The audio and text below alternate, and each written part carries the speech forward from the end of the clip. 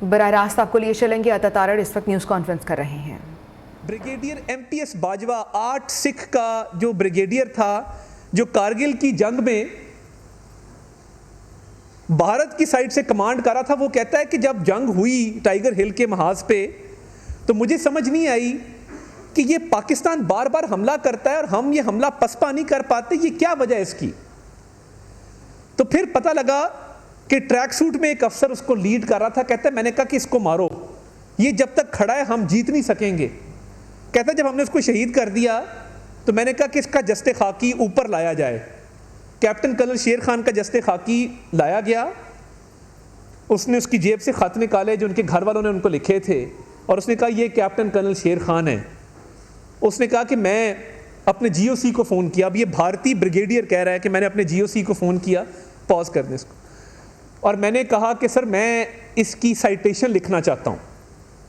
کہتا ہے میں نے پرمیشن لے کے اس پہ لکھا کہ captain colonel Sher Khan of 12 NLI northern light infantry has fought very bravely and he must be given his due recognition.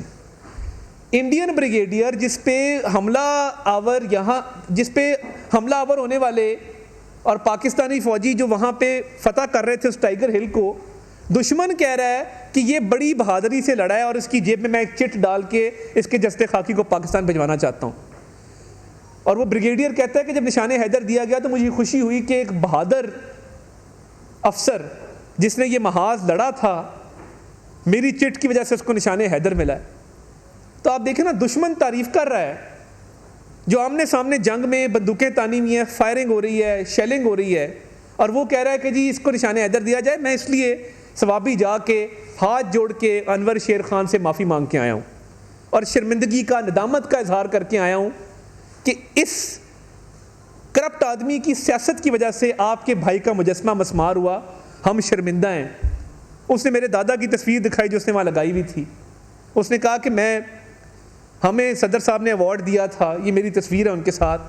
Museum کا وزٹ کروایا.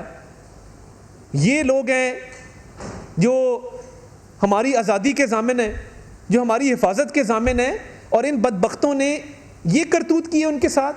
اب آج کل ایک نیا پروپیگنڈا چل رہا ہے. چند خواتین جو جیل میں ہیں وہ ایک پروپیگنڈا چلا رہی ہیں کہ ہم نے کیا کچھ نہیں تھا. جو دہشت گردی کے واقعات ہیں، دہشت گرد کا کوئی رنگ، مذہب، نسل اور جینڈر نہیں ہوتا، اس کی کوئی جنس نہیں ہوتی. دہشت گرد ہے.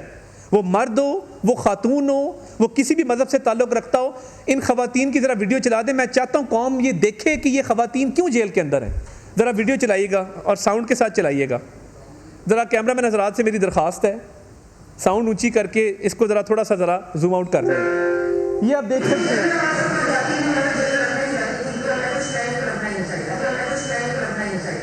آپ دیکھ سکتے ہیں یہ خاتون ڈنڈا لے کے، آواز بند کر دیں، یہ خاتون ڈنڈا لے کے شیر پاؤ پل پہ چل رہی ہیں.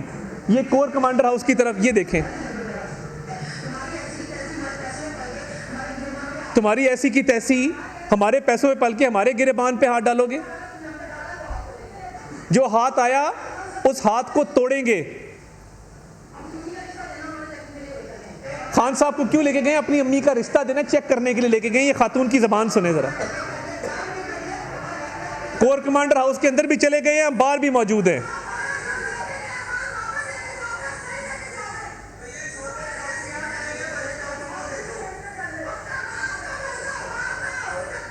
اپنے باپ کو بھیجو، باپ کو. ہم گندی گالیاں ہیں، سینسر کیا ہوا ہے.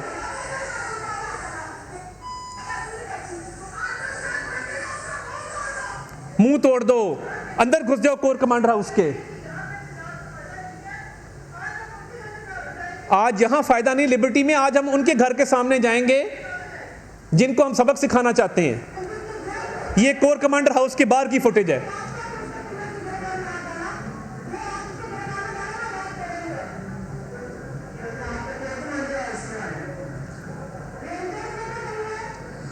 آپ کور کمانڈر ہاؤس کیوں آئے ہیں؟ رینجرز لے کے گئی ہے، اس لیے ہم رد عمل کور کمانڈر ہاؤس کے اندر اور باہر دیں گے.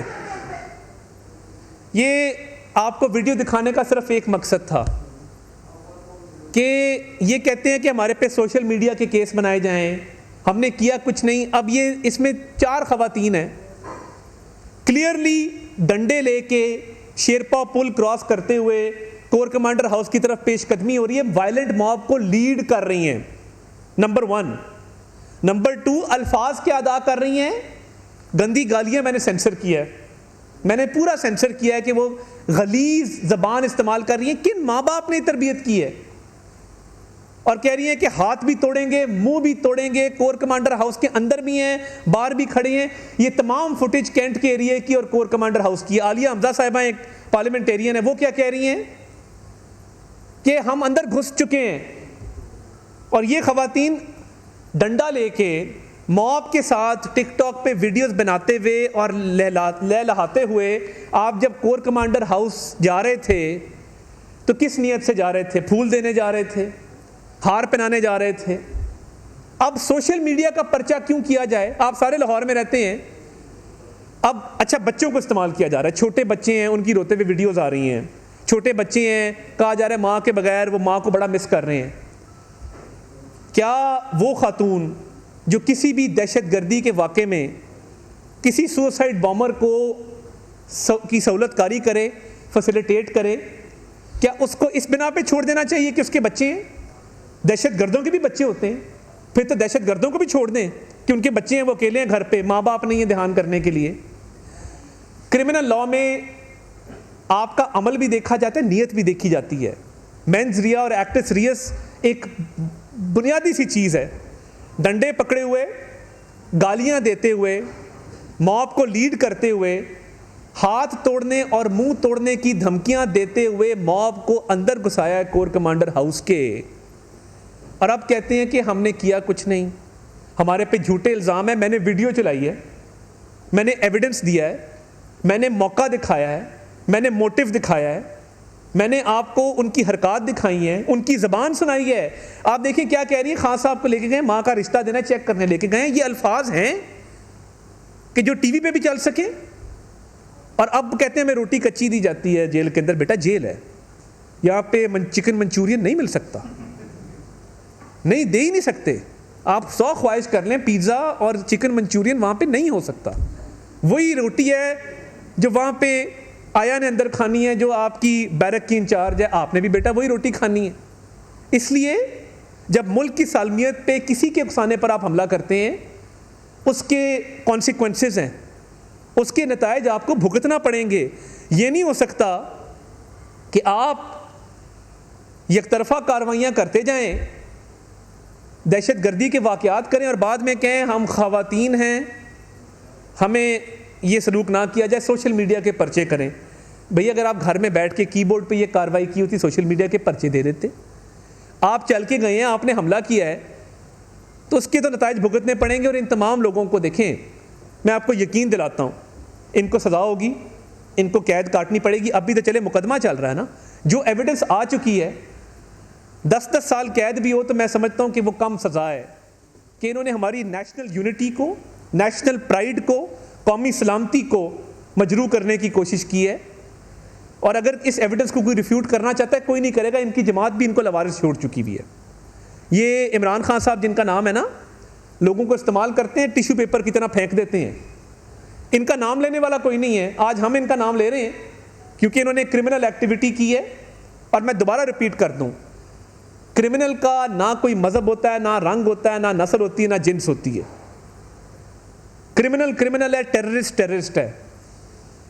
اور 190 ملین پاؤنڈ کی کرپشن کو چھپانے کے لیے گرفتاری کے رد عمل میں اپنے لیڈر کے کہنے پہ جو یہ حرکات کی ہیں, جس میں شہریار افریدی کی پریس کانفرنس کے GHQ چلو سب کے سامنے ہے. مراد سعید سے بزدل آدمی پوری قوم میں پیدا نہیں ہوا ہوگا جو اب تک چھپا ہوا ہے, جس نے گوارا ہی نہیں کیا کہ تب کہہ رہا تھا اپنے اہداف پہ پہنچو, اپنے اہداف پہ پہنچو, سب کو کہہ رہا تھا پہنچو, سارے پہنچ گئے, خود نہیں پہنچا. یہ دلیری ہے.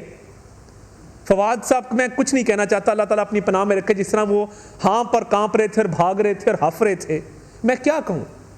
اللہ تعالیٰ سے پناہ اور رحم مانگنا چاہیے. اور یہ اب چھپے ہوئے ہیں. مراد سعید صاحب نے نہیں کہا پہنچو اپنے اہداف پہ. تو یہ وہ لوگ ہیں جنہوں نے دشمنوں کے ایجنڈے پہ اس قوم کا ناقابل تلافی نقصان کرنے کی کوشش کی ہے، اور ان کو کیفر کردار تک پہنچا کر انشاءاللہ دم لیں گے. یہ میں گارنٹی کرتا ہوں. کوئی بے گناہ جیل میں نہیں ہوگا اور کوئی قصوروار جیل سے باہر نہیں ہوگا. یہ بالکل سٹیٹڈ اور کلیئر پالیسی ہے. ختیجہ شاہ صاحبہ، ان کے والد منسٹر رہے ہیں، وہ بڑا دعویٰ کرتی ہیں، وہ نواسی ہیں ایکس آرمی چیف کی. اس کا قطعاً یہ مطلب نہیں ہے کہ آپ دہشت گردی کے واقعات میں ملوث ہوں اگر آپ کا باپ ایڈوائزر ہے یا آپ کے نانا کسی زمانے میں چیف آف آرمی اسٹاف تھے. نو میڈم نو.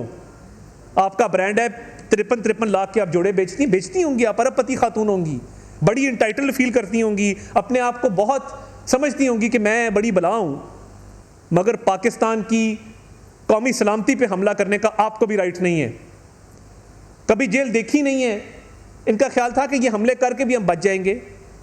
بچت نہیں ہوگی. قومی سلامتی اور پاکستان سب سے پہلے ہے، باقی سب کچھ بعد میں. تو میں صرف یہ ایویڈنس آپ کے سامنے رکھنا چاہتا تھا کیونکہ ہمارے کافی یوٹیوبر ویلاگر بھائی ہیں جن کو بڑا ترس آتا ہے، دل ان کے جلدی پگھل جاتے ہیں. وہ جب کورٹوں میں جا کے ویڈیوز بناتے ہیں تو وہ پھر سمجھتے ہیں کہ یہ معصوم ہے، مگر آپ بھی کیمرے کی آنکھ سے دیکھیں، اپنی آنکھ سے نہ دیکھیں. جی افسان رفیق بٹی صاحب.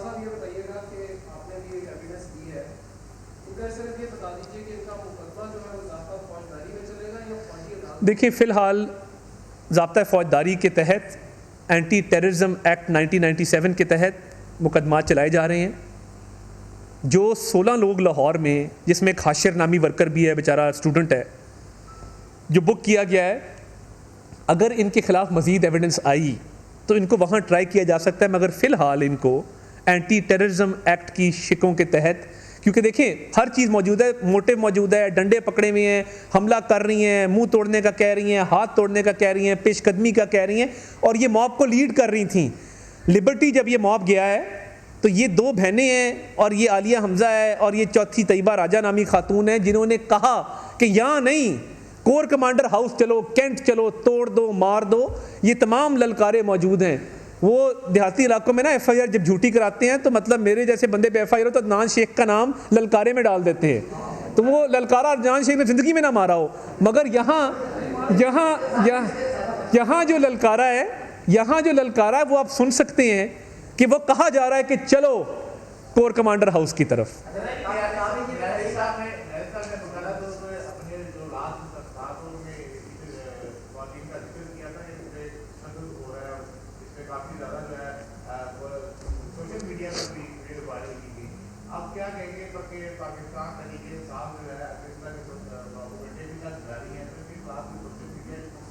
دیکھیں بات یہ ہے، پروپیگنڈا مشین ان کی پاکستان کی تاریخ کی سب سے بڑی پروپیگنڈا مشین ہے اور جھوٹ کی مشین ہے. ایسی کبھی تصور نہیں تھا کہ جھوٹ کو سچ اور سچ کو جھوٹ کر کے دکھا دیا جائے.